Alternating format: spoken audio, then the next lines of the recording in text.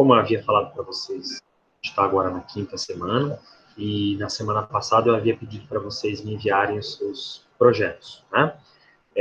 Eu vou, apesar de a gente estar com uma sala bem pequenininha hoje, tem só 5 alunos, eu queria passar algumas mensagens para que todos que vão ver o vídeo depois possam assim, se inteirar do assunto, né? A gente está na quinta semana e, como a gente conversou, toda semana a gente tem algumas atividades. Então, por exemplo, a gente tem a atividade de frequência, né? Que substitui a nossa presença, de você ter que, por exemplo, colocar alguma coisa no fórum, como era no semestre passado, né? E isso vai ter sempre. Toda semana a gente tem atividade de frequência. E, além da atividade de frequência, a gente também tem atividade avaliativa. Essa não acontece toda semana, acontece periodicamente. E o professor sempre avisa no final da aula, né? Quando que a gente vai ter. Tá? Eu estava observando aqui, tanto a nossa disciplina como em comparação com outras disciplinas, eu estou um pouco preocupado, porque a gente tem as atividades de frequência, elas determinam a presença do aluno na aula, né? E tem algumas pessoas que talvez não tenham entendido isso ainda. No semestre passado, os professores estavam com várias modalidades de trabalho, então, de apresentação de conteúdo, né? Então, tinha professor que fazia podcast, como eu mesmo fazia, né? Outros faziam lives, enfim, variou bastante como foi apresentado. E uma pesquisa na instituição mostrou que os alunos queriam lives, né? E outra pesquisa também, na mesma pesquisa, né? Os alunos falaram que eles não queriam ter o registro de uma presença de uma forma mais inteligente. Então, não tem, por exemplo, ficar entrando no fórum para colocar o seu nome, enfim. Então, se estipulou isso. A gente tem, por exemplo, uma atividade que a gente faz de múltipla escolha, sempre vai ser de múltipla escolha, né? Pelo menos assim foi determinado, né? Em que a gente vai abordar algum assunto do que foi comentado naquele dia. Assim você vai ganhar as suas 3 presenças semanais naquela disciplina, tá? No entanto, fico preocupado porque eu percebo que muitas pessoas não estão fazendo atividade de presença, né? Eu não estou nem me referindo àquelas pessoas que ainda não estavam com a AVA presente ainda, né? Muitas daquelas pessoas me enviaram. Eu passei para representante, né, as suas atividades para fazer para me entregar no anexo de e-mail, enfim, né? Mas eu percebo que mesmo assim muitas pessoas estão ignorando isso, tá? Então eu peço, não esqueçam de entrar, fazer atividade de frequência. Atividade de frequência vai estar disponível só por uma semana. Eu estou falando isso, estou falando de bonito, porque na prática eu deixei 3 semanas, né? Então, a atividade da primeira semana eu deixei aberta, da segunda e da terceira. Elas foram só fechadas ontem, né? Então, aquelas pessoas que ainda não tinham feito, tiveram essas últimas semanas para fazer. A partir de agora, a gente vai deixar rigorosamente só uma semana a atividade de frequência aberta, tá? Para que a gente possa, com essa disciplina, né, com essa cobrança, entre aspas, a gente possa acompanhar direitinho o andamento do projeto, né? Mais preocupante que isso são as atividades avaliativas. Até o momento, nós tivemos 3 atividades avaliativas. Uma atividade avaliativa que eu coloquei lá, uma questão de múltipla escolha. Isso foi na primeira semana ou na segunda, né? Na terceira semana, eu passei para vocês me colocarem o nome da revista que vocês pretendem publicar o artigo, né? Que vocês pretendem produzir o artigo. E na semana passada, que foi a quarta semana, a terceira atividade avaliativa, foi me encaminhar a metodologia, tá? Eu agradeço a todos que me enviaram, mas ainda assim tem alunos que não me enviaram. Nenhuma das atividades, né? Eu fico preocupado, porque já são pontinhos que a pessoa vai perder, não vai ter, né? E essa é uma disciplina que vira uma bola de neve, tá? Então eu peço que vocês avaliem com carinho aí, e até mesmo aquelas pessoas que não fizeram nenhuma atividade, se reinventem, né? Porque é uma disciplina difícil de você conduzir até o final do semestre e ter que ganhar ponto na apresentação do trabalho. Não faz sentido, tá? Inclusive, eu fico chateado com algumas pessoas que quase reprovaram o semestre passado, elas estão com o mesmo modus operandi. Continuam fazendo as atividades, né? Então, pensem com muita calma como que a gente vai conduzir esse semestre. Bem? Bom, isso é um recado genérico que eu estou passando. Talvez você não esteja incluído nesse grupo, enfim, só preciso dar esse recado porque a nossa turma, ela tem bastante alunos, né? Ela tem contabilizado 47 alunos. Então, a gente tem que passar um recado geral aí, né? Bom, qual que é a proposta do nosso encontro de hoje, pessoal? Hoje eu encontro mais de feedback do que realmente de conteúdo novo. Na nossa última semana, a gente passou algumas dicas de como você poderia fazer ter o material em métodos, né? E hoje, baseado naquilo que eu li do trabalho de vocês, eu vou apresentar os erros mais comuns que aconteceram, tá? Lembrando que tudo que eu vou falar aqui são sugestões, na verdade, né? Não existe uma forma única, universal, de você fazer um trabalho de TCC. Foi o que eu falei para vocês no primeiro dia de aula, né? Então, o professor de TCC vai sugerir, você vai conversar com o seu orientador, ver se vocês concordam com isso, né? Aqui a gente vai dar um encaminhamento geral de como normalmente é feito, o que não quer dizer que seja uma verdade única, tá? Antes da gente conversar um pouquinho sobre esse feedback geral que eu quero fazer com vocês, eu queria saber se tem alguém que tem alguma dúvida, aproveitar o início da aula para compartilhar. Fique à vontade nesse espaço. Todo mundo tranquilo? Professor, aquela última atividade que você mandou, que era para a gente enviar os nossos materiais e métodos, né, que a gente enviou da maneira que estava já no TCC, você fez a correção. Eu vi lá que você tinha feito a correção. E era para a gente enviar em forma de artigo? Boa pergunta. Depois, mais para frente, era para envio meio imediato, assim? Boa pergunta. É assim, ó, era para ter enviado de forma de artigo, porém, muitos alunos não enviaram na forma de artigo ainda, tá? Ninguém foi prejudicado por não ter enviado na forma de artigo, né? A gente aqui não está nem muito preocupado com nota, para ser sincero, tá? A gente está preocupado em fazer um trabalho bonito, então eu te tranquilizo com isso, né? Daqui para frente, mesmo porque eu não fui específico nisso na segunda-feira passada, né? Mas a gente pode combinar que daqui para frente, quando eu pedir uma atividade, a gente já deixa padronizado que você coloque no seu artigo daí, para facilitar já, não deixar acumular muito. Tudo bem? Beleza. Mais alguma dúvida, pessoal? Bom, tranquilo, né? À medida que forem surgindo dúvidas, a gente vai conversando então, né? Eu vou agora disponibilizar a apresentação.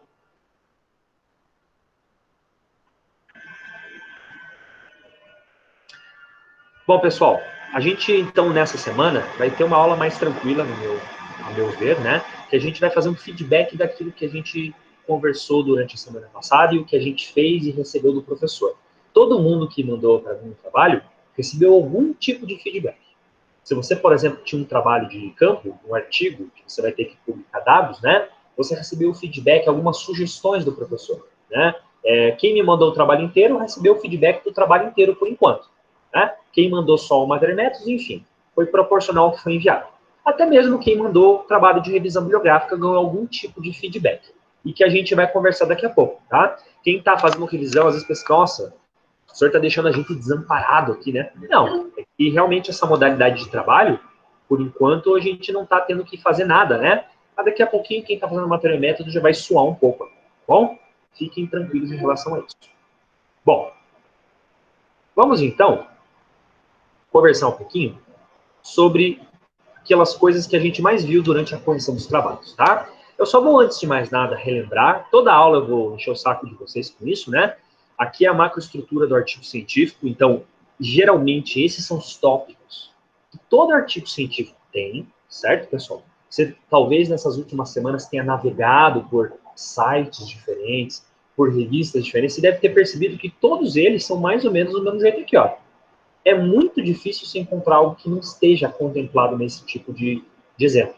99 deles sempre vai pedir título, resumo, palavras-chave e depois os tópicos do texto principal. Introdução, material e métodos, assunto da aula de hoje, né? Resultado, discussão e conclusão. Geralmente é essa linha editorial que se segue.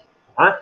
E a gente conversou na nossa aula passada que o material e método seria o primeiro dos tópicos que a gente vai trabalhar esse semestre. É um tópico autoral que você tem que desenvolver agora, à medida que você vai fazer o trabalho de campo. Tá? Para que serve o material e método? Serve para você descrever os procedimentos, métodos e tecnologias que você vai usar no seu trabalho. Então a gente coloca que é um tópico importante para julgar a qualidade do artigo, né? A gente já conversou sobre isso semana passada, enfatizamos várias vezes isso, né? Ele deve conter informações o suficiente para a repetição dos leitores, então ele deve ser um tópico que tenha profundidade, passo a passo daquilo que foi feito, né? Procure evitar superficialidade nesse momento e também organizado através de subtópicos. Cada subtópico representaria um procedimento, uma atividade diferente. Tá? Bom, aqui tem uma coisa importante que a gente... É normal isso ter acontecido, né? É assim, a gente, no primeiro semestre, teve que desenvolver os nossos TCC através de um modelinho que nos foi passado pelo curso. Cada curso teve um modelinho diferente. Né? Então, a biomedicina recebeu do professor de TCC um modelinho, que foi o professor Bruno. Né? O curso de fisioterapia recebeu um outro modelinho do seu professor de TCC, e assim por diante. Cada curso no seu mundo. Tá? Ali você tinha dicas, você tinha os tópicos para fazer. No entanto, agora a gente vai pegar o nosso trabalho, que nem está pronto ainda, né? E a gente vai padronizá-lo de acordo com o formato de artigo científico. O artigo científico é um padrão universal, como a gente já falou várias vezes aqui. Tá? Então, muita coisa que você apresentou no teu formato anterior, ele deve ser transformado agora. Né? A gente tem que lembrar o seguinte, o TCC1, ele foi uma disciplina que foi muito pró-aluno. Quer dizer, a gente fez aquele modelinho para te facilitar a vida. Você que está começando agora essa jornada científica, você entender como você escreve, como você lê, enfim. Agora não é mais assim que funciona. Agora a gente está fazendo um documento padronizado como se publica na comunidade científica. O que o professor quer dizer com isso? Você, por exemplo, tem tópicos que agora você não pode simplesmente dar um Ctrl+C e Ctrl+V. E está pronto. Minha introdução já era, está pronto. Né? Meu material já era. Ctrl+C, Ctrl+V. Não é assim que funciona. Né? Professor, mas o meu material e método está muito bem feito. Eu sei. Ontem eu tive o prazer de ter contato com artigos que estão muito bem redigidos. Né? Mas mesmo assim, a forma de apresentação do material e métodos, né, da introdução do PCC1, não é a mesma que deve ser colocada aqui. Tá? Daquela forma, foi algo que facilitasse você submeter ao comitê de ética, que facilitasse o professor, por exemplo, de TCC1, tentou facilitar o preenchimento do documento. O que não faz muito sentido você colocar isso para o TCC2, que vai ser o leitor, que pode estar em qualquer parte do mundo, caso você publique o seu trabalho. Né? Então, muitas das dicas que eu passei para vocês foi mais ou menos baseado nisso. Mesmo os alunos, por exemplo, da Físio, que a maioria já tinha feito em tópicos, né? Mesmo assim, aqueles tópicos, pelo menos a maior parte dos trabalhos que eu vi, não está muito ideal. Quer dizer que esteja ruim. Não, está ótimo, né? Mas não é a mesma coisa que um artigo científico. E a disciplina de PCC2 serve para isso. Você investir o seu tempo transformando o trabalho. Né? Bom, eu vou agora começar a falar para vocês, assim, no geral, para a gente aproveitar o nosso tempo juntos, os erros mais comuns que aconteceram nos trabalhos que eu li. Eu li uns 20 e poucos trabalhos, né? Então, muita gente não me mandou seu trabalho, né? Não tem problema, hoje o prazo final é hoje mesmo, né? Mas eu, pelo andar da carruagem, eu acho que muitos alunos ainda não vão me mandar o trabalho, tá? E eu gostaria, então, de falar, pelo menos na média, os erros que aconteceram, tá? Então, vamos lá. Primeiro, feedback. Linguagem no futuro. Quando vocês fizeram o trabalho de TCC1, vocês escreveram o verbo no futuro, porque não tinham feito nada ainda, né? Então, serão realizados, né? Será investigado, será contado, será medido. Não. Quando você vai escrever agora, no TCC2, você tem que escrever isso no passado. Tá? Professor, mas eu nem fiz meu trabalho ainda. É verdade, mas você já tem que hoje, no presente, começar a escrever o seu trabalho, que lá no futuro tem que estar pronto. Né? Então, você tem que usar os verbos e a linguagem no passado, não no futuro. Né? Então, aqui a gente dá algumas dicas, olha só. Foram realizadas, investigou-se, pesquisou-se. Talvez seja difícil para você, né? Às vezes parece que é um dinossaurinho que a gente colocou aqui, né?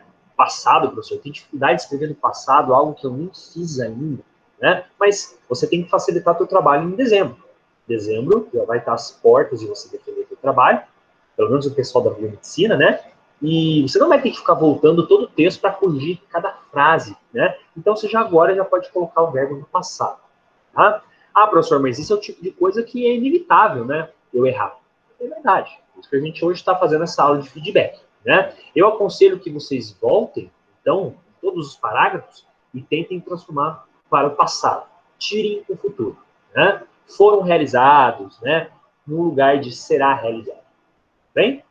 Aqui eu acredito que a grande maioria de vocês tenha feito dessa forma e era meio óbvio que isso ia acontecer, porque vocês ainda não estavam sabendo disso, tá? Aqui foi algo também que foi visto em vários trabalhos, né? Eu posso dizer uma quantidade considerável de trabalhos. Tá? Descrição completa dos procedimentos são necessários. O que eu vi ali foi uma descrição incompleta dos procedimentos. Para a gente que escreveu o trabalho desde o comecinho do ano passado, né, para a gente que leu bastante sobre o sistema, é muito óbvio aquelas coisas que estão escritas. Né? Às vezes, se você pega, por exemplo, uma pessoa, vamos supor assim, uma profissão aleatória, né? Um ordenhador de vaca ou um chefe de cozinha, o cara trabalha 40 anos dentro de uma cozinha. Se você pede para ele te explicar como faz uma sobremesa, por exemplo, ele vai explicar para você de forma bem rápida, porque para ele é a coisa mais normal do mundo.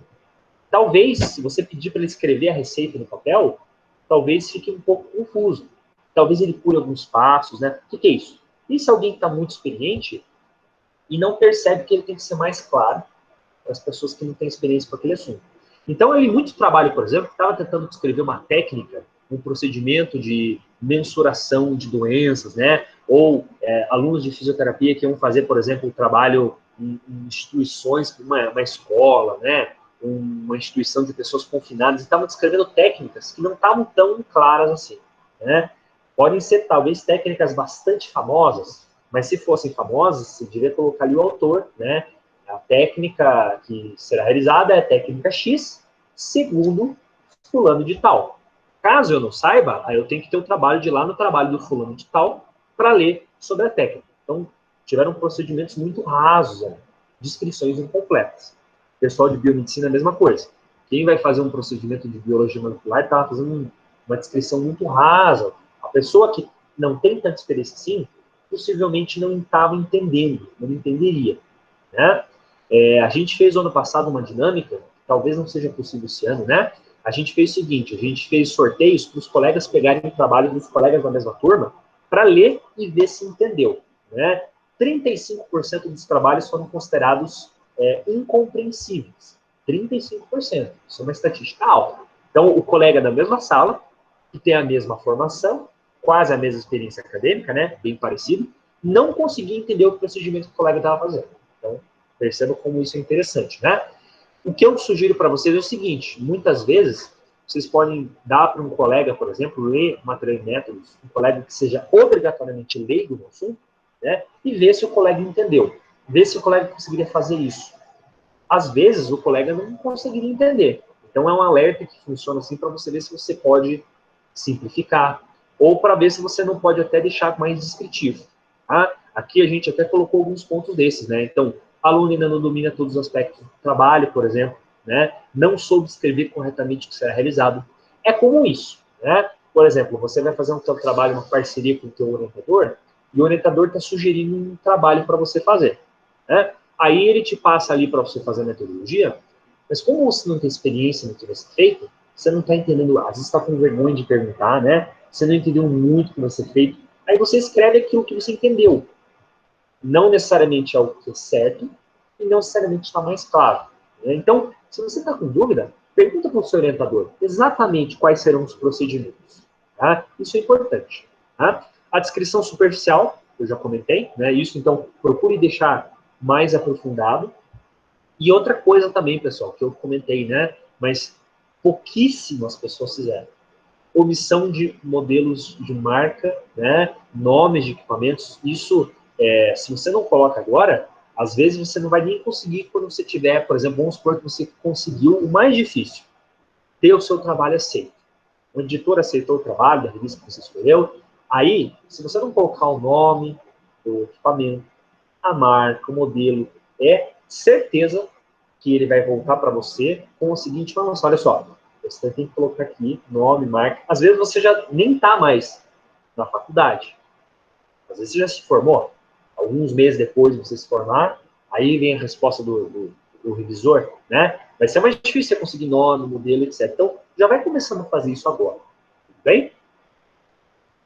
Outra coisa também, pessoal, que eu senti, assim, que no geral, poucos trabalhos isso, né? Não foi no geral, não, foram poucos.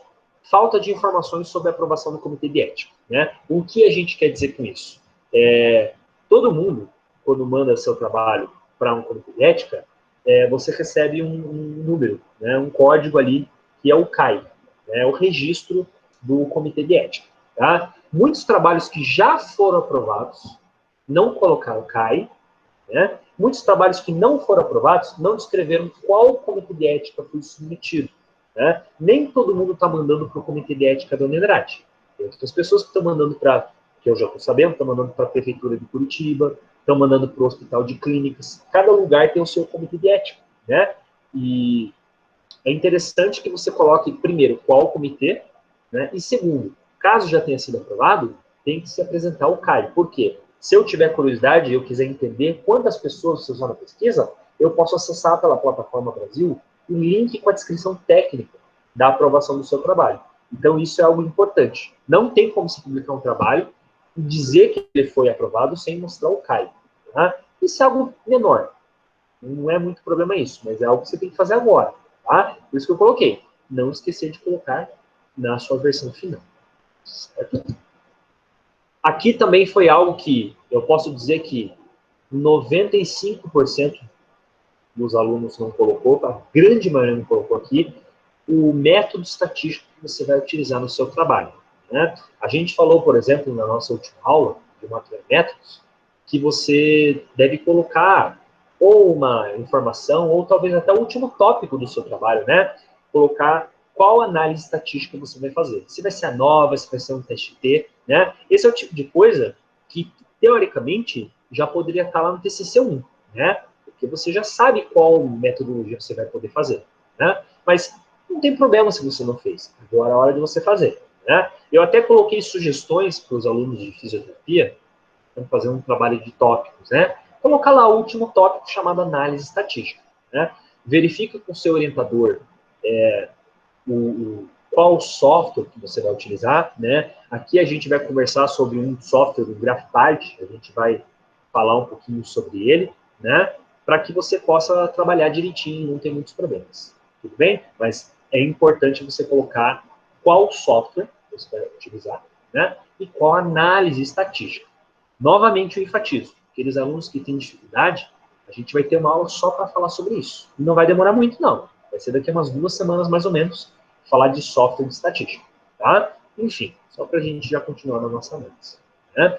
E aqui também a gente tem um erro que talvez 95% dos trabalhos contém, né? Ignorar o corretor de texto do Word. Né? O Word, a gente tem essa ferramenta que é fantástica, né? E a gente que é dessa geração, que já tem internet disponível para a gente costuma ser mal acostumado. A gente costuma ignorar um pouco, né? Esse tipo de ajuda. Tá? Na época dos nossos orientadores, por exemplo, não existia Google Tradutor, não existia programa de nota do computador, de você escrever seu texto, né? Então era muito difícil você mandar um trabalho que tivesse sem nenhum erro de português ou de inglês também, né? Hoje a gente não pode falar nisso. Hoje a gente tem softwares, a gente tem editores que já vêm junto com o computador que mostram pra gente se a palavra está errada, se a frase não está bem construída, né? Até mesmo se aquela palavra em inglês está errada. Tá? A gente pode até trabalhar com mais de um idioma, no Word, por exemplo. Tá? Mas o que a gente percebe era assim, textos carregados de erros, de palavras, de frases. Né? Então é muito importante você não deixar acumular isso, porque você pode ter certeza, pessoal.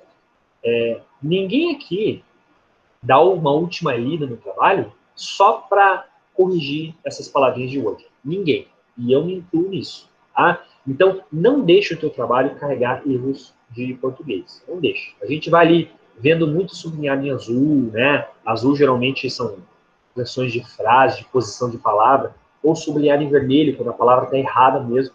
A grafia da palavra está errada, né? A gente vai acumulando isso, o resultado final não é agradável.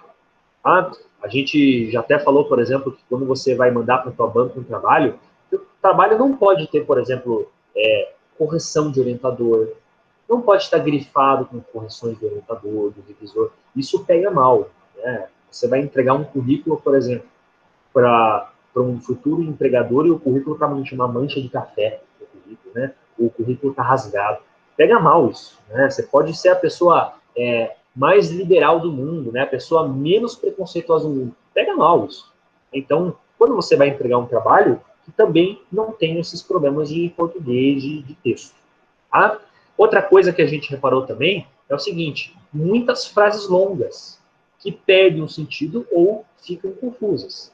Geralmente, quando você está escrevendo, a gente pensa mais rápido que escreve. Né? Então, às vezes, a nossa frase fez todo sentido no mundo na minha cabeça, essa frase. Né? Agora, quando você para e relê, você percebe que a frase é muito longa, vai perdendo sentido. Então, a frase ela tem que ter vírgulas para espaçar os segmentos da frase. Né? Uma frase ela pode ser cortada, às vezes, por ponto final, uma frase gigante virar 2 ou 3. Prefira sempre frases curtas, pessoal. Frases curtas são mais impactantes. Elas passam mais informação. Elas dão a pausa de texto para o carinha que está lendo, para ele não ter problemas. Né? Então, isso eu digo para vocês. Não ignorem o corretor de texto, não façam frases muito longas. Tá? Para que a gente, então, faça um checklist, esses foram os principais erros que a gente analisou, né, dos trabalhos que foram enviados. Tá? Então, primeiro, resumindo, escrever toda a seção material e métodos no passado. Isso também vale para o tópico resultados. Então, no material e método, você está falando que você fez de protocolo e no resultado aquilo que você obteve. Tá? Sem dúvida, você tem que fazer algo que seja ali bonitinho no passado para que a pessoa, não, peraí, foram realizados? Isso é um erro bem comum de revisor pegar. Bom? Outra coisa, não esquecer de incluir a aprovação do Comitê de Ética e Pesquisa. Aqueles alunos que vão fazer um trabalho de campo. Tá? Descrever todos os procedimentos da metodologia minuciosamente. Eu peguei muitos trabalhos em que alguns procedimentos nem estavam escritos, então o leitor tem que imaginar, tem que supor que a pessoa fez aquilo, né? E também as atividades, os exercícios, as tarefas de cada um ali tem que estar bem descritos, né? Muitos trabalhos estava nítido que a metodologia foi inspirada em algum outro trabalho, né? Tinha toda uma parte técnica que já dava para ver que estava bem assim padronizada e dava para ver que pegou de outro trabalho e a pessoa não colocou ali qual autor que falou aquilo. Tá? Então tudo isso é bastante importante, né? Fazer jus quando o jus deve ser feito, quer dizer, dar crédito quando o crédito é devido. Tá? Outra coisa, incluir descrição dos materiais e dos insumos. Cada reagente, cada equipamento, cada ferramenta, se há uma marca e modelo, você deve colocar em parênteses, certo? Isso faltou bastante também no trabalho. E, por final, analisar metodologia estatística. Se você está nessa de organizar no formato de tópicos, é importante que o último tópico contenha ali qual vai ser a análise estatística. Ou, se não for o caso, que você coloque ali em cada tópico, quando é necessário, qual vai ser o método estatístico. Né? Queria falar um pouquinho, agora, aproveitar um momento para falar os trabalhos de revisão bibliográfica, né? Como a gente conversou aqui, a gente está com duas turmas bem diferentes, né? Então, o pessoal de fisioterapia está fazendo um trabalho de campo, e o pessoal de biomedicina, a grande maioria, está fazendo um trabalho de revisão bibliográfica, né? Todo mundo aqui, de biomed, teve que fazer no primeiro semestre uma metodologia. Né? E a gente até conversou na época que é estranho fazer material e método de um trabalho de revisão.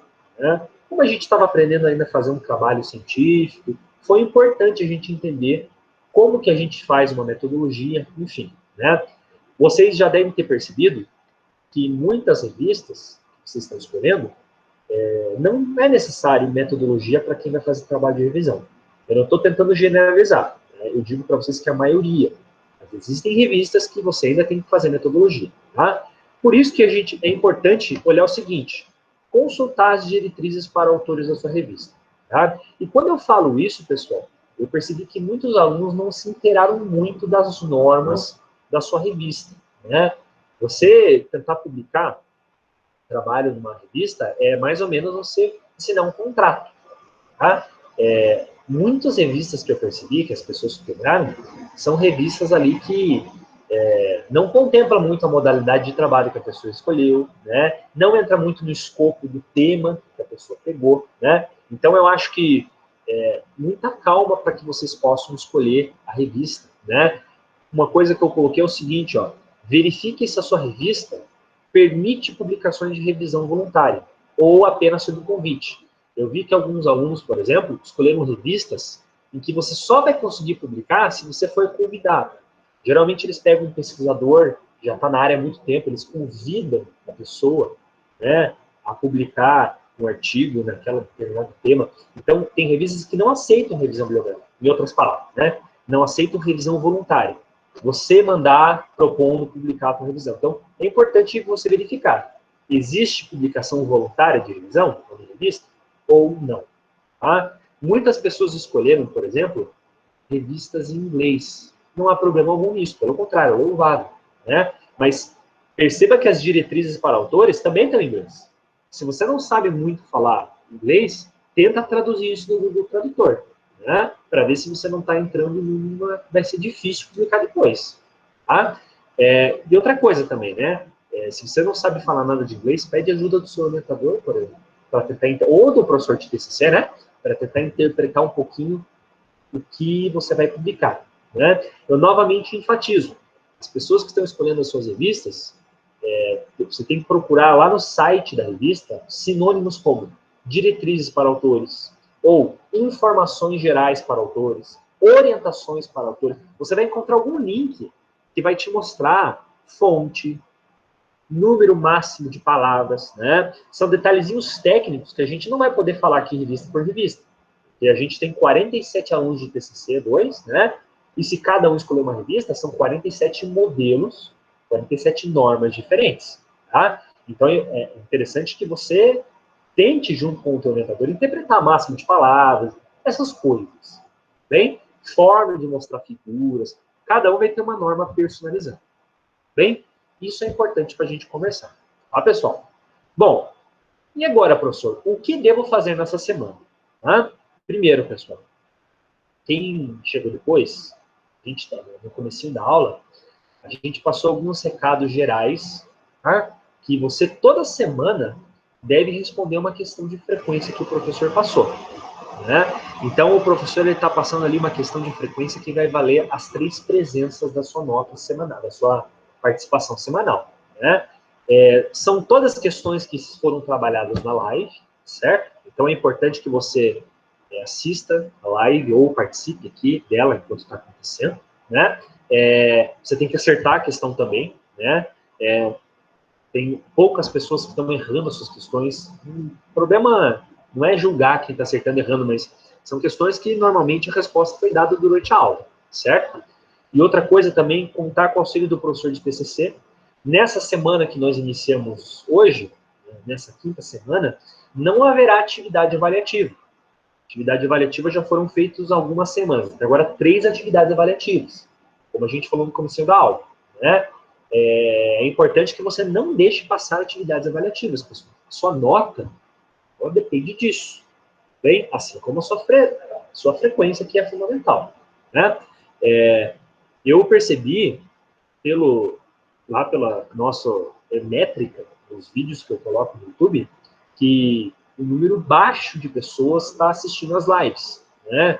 Como eu não sou um youtuber, né? Como eu não recebo, por exemplo, por acessos, por milhões de acessos, o professor não se preocupa muito com isso. O que eu fico preocupado é que, se a gente, por exemplo, tá um dia que não muitos alunos participaram da live, mas em compensação não assistiram a live, como que a pessoa, por exemplo, vai saber qual atividade ela tem que fazer, né? Você tem que lembrar que essa disciplina aqui é uma bola de neve.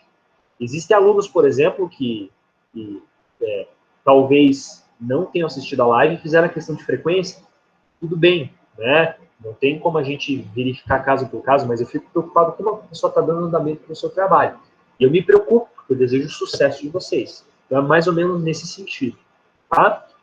Como eu falei que a aula de hoje é, antes de tudo, antes de mais nada, um feedback geral, eu gostaria de abrir o espaço, pessoal, para perguntas, né? Eu acabei de ver aqui às 8h21, alguém falou que o meu volume estava muito baixo. Será que continuou baixo? Espero que não, né? Espero que as pessoas tenham escutado o que o senhor falou, né? Mas eu vou verificar aqui, tá? Bom, professor, fiquei sem a disciplina, mas mandei no e-mail até aula 3. Você pode verificar se está ok? Eu acredito que seja o aluno de biomédica que tenha perguntado isso, será? Eu digo para vocês que, assim, todo mundo que mandou, seja por e-mail, tem pessoas que mandaram até por e-mail normal do professor, nem mais o e-mail do Andrade, né? Todo mundo que mandou por e-mail foi contemplado com presença e com nota. Não se preocupe. Eu fui até minha caixa lá, voltei muitas semanas atrás, né? Até na lixeira eu procurei, tá? E quem fez aqui, mandou pelo AVA, tranquilo. Todas essas pessoas foram contempladas com nota. Tudo bem? Maria Ismênia, você foi contemplada, eu vi o seu arquivo. Inclusive, você mandou pelo AVA também, pelo que eu percebi, né? Você mandou pelos 2 lugares algumas atividades. Ótimo. Tudo bem? Tranquilo. A dúvida da Weisu. Professor Bruno, precisamos reduzir muito o conteúdo de TCC1 para transformar em artigo científico? Boa pergunta, Su. Essa é uma pergunta que muitas pessoas fazem porque várias pessoas vão padronizar pela revista Andrade, né? Que talvez seja mais rápida para publicar o trabalho, isso é muito bom, né? Tudo depende de quanto está o seu trabalho original. Eu digo para você que, em média, né, a revista Andrade tem de 13 a 16 páginas. Né? Existe um limite lá que eu acho que eles passam, que é de 15 páginas, mas na prática você pode passar um pouquinho. Tá? Eu não acredito que exista um máximo de palavras no modelo da revista Andrade, o que é uma raridade, porque geralmente existe um máximo de palavras. Tudo bem? Geralmente, a gente tenta reduzir um pouco a nossa introdução, porque você tem que lembrar que a revista Andrade ela publica em colunas, certo? Não é um texto corrido. Então, cabem menos palavras na prática, certo? A gente procura dar uma enxugada na introdução, procura dar uma enxugada também na conclusão, tá? Mas são detalhes que o professor de TCC e o teu orientador vão poder te ajudar, bem? Professor, a pergunta da Karen, né? Você fez a correção da metodologia pelo AVA? Karen, foi o seguinte, quando o aluno só me mandou pelo e-mail o trabalho, eu passei o feedback pelo próprio e-mail. Quando o aluno passou pelo AVA, a metodologia, eu coloquei lá no campo o feedback da sua atividade. Eu só gravei, porque pelo que eu percebi, não tem espaço para o professor anexar um arquivo, certo? Quando eu tinha que anexar um arquivo, para o aluno que mandou no AVA, além de responder pelo AVA, eu passei o e-mail para ele. Eu falei assim, ó, verifique no seu e-mail que eu acabei de mandar pelo seu e-mail. Tudo bem? Eu acredito que para você, eu não tenha passado o anexo, porque você está fazendo uma metodologia. Então, eu acredito que eu tenha feito no próprio corpo da página a observação. Beleza? Weisu, você fique tranquila que a coisa vai caminhar tranquilamente, tá bom? Sossegadamente. Pessoal, eu quero aproveitar aqui o nosso momento, já que hoje, antes de tudo, foi só um feedback, né? Eu quero saber se alguém gostaria de perguntar alguma coisa. Lembra que o tempo passa, né, pessoal? Olha, parece que eu comecei a conversar com vocês ontem. A gente já está na nossa 5ª semana, né? O tempo passa bastante rápido. Então, se você tem alguma dúvida, vamos aproveitar que nós estamos aqui entre colegas, que está todo mundo no mesmo barco. Não tem uma pessoa que nasceu iluminada já sabendo fazer TCC, né? Vamos todo mundo aproveitar e fazer suas perguntas, tá bom? Tá todo mundo de boas por enquanto? Professor, eu não consegui deixar a revista científica que eu vou postar ainda, por isso que eu não respondi lá a atividade de frequência. Você havia já perguntado para mim, né, Elisa? Sobre, olha só, eu não vou mentir para você, eu esqueci, eu não vi, tá? Que eu havia prometido para você que eu ia atrás, né? Vamos fazer o seguinte, dessa semana o professor com certeza te responde pelo e-mail, tá? É importante isso, talvez o problema da Elisa seja um problema de outros alunos aqui também, né? Talvez não tenha achado uma revista, né? A gente vou dar o meu melhor para tentar sugerir algumas revistas para vocês, tá? Eu não sei se o orientador já deu um feedback disso também. Interessante, o orientador que possivelmente é da sua área, dá um feedback, né? Outra coisa também, pessoal, aproveitando enquanto alguém vai matutando alguma dúvida aí, né? Pessoal, algo que é comum, assim, a gente está em relações profissionais, tá? Aqui, o nosso tempo juntos de TCC, a gente não deve ninguém ficar falando mal de orientador, né? Isso não é ético nesse nosso espaço aqui, a gente ficar falando mal de orientador X, tá? No entanto, problemas pessoais profissionais acontecem, né? Se você está com um perrengue muito grande com o teu orientador, passa o e-mail em privado para o professor explicando a situação, isso é importante, né? Porque eu, assim como eu estou conhecendo vocês esse semestre, não conheço vários professores, né? E às vezes falta, não é alguém que vai julgar o professor que não está ajudando, enfim, é alguém que às vezes vai um canal de comunicação, que vai levar informação, né? Eu vou, por exemplo, usar a situação que a gente teve o semestre passado, né?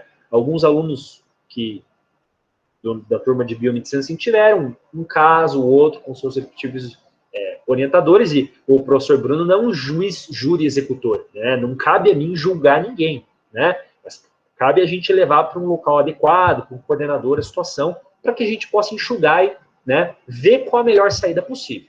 Tá? É isso que eu quero dizer para vocês. Se você está com problema, não deixa a bomba explodir lá no final, né? Então, por exemplo, eu vou citar alguns casos que eu não quero generalizar, não quero expor a pessoa também, né? Mas a pessoa, ela fica de final, por exemplo, né? Ah, porque eu tive problema com fulano, com cicrano. Não é o momento de você dizer que teve problemas com o orientador quando você está no exame final. Quando você tem que apresentar de novo o trabalho, né? O momento é agora, enquanto o trabalho está acontecendo. Tá bom? Então, vou ter prazer em te ajudar, é só você passar um e-mail daí. Bem? Eu queria aproveitar a situação e perguntar uma última vez se tem alguém que tem alguma dúvida, gostaria de algum esclarecimento do professor. Tá. Então, caso ninguém tenha nenhuma dúvida, esteja tudo de boas, né? A gente só vai conversar agora sobre assunto novo na semana que vem. A gente daí começa a falar um pouquinho sobre resultados, né? Ou a gente vai falar sobre apresentação de texto, ou a gente vai falar já sobre análise estatística, né?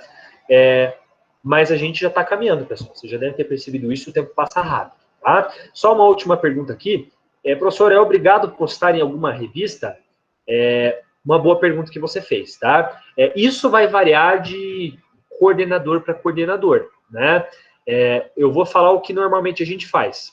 Não haverá tempo hábil para que você publique na revista e seja aprovado, né? As publicações de trabalhos levam muito tempo.